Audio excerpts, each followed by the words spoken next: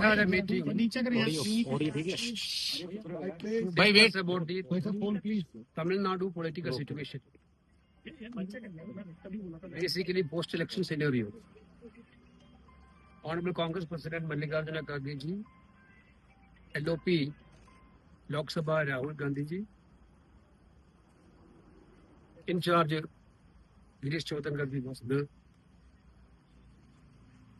The president of TVK, Tiru Vijay, has requested the INC for support to form a government in Tamil Nadu. INC is clear that the mandate in Tamil Nadu is for a secular government committed to protecting the constitution in letter and spirit. The INC is determined not to have the BJP and the proxies run the government of Tamil Nadu in any manner.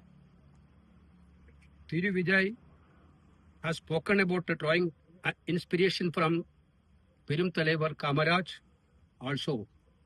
Accordingly, the Congress leadership has directed the TNCC to take a final decision on Thiru Vijay's request, keeping in view the sentiments of the state reflected in the electoral verdict. That's all. Thank you very much.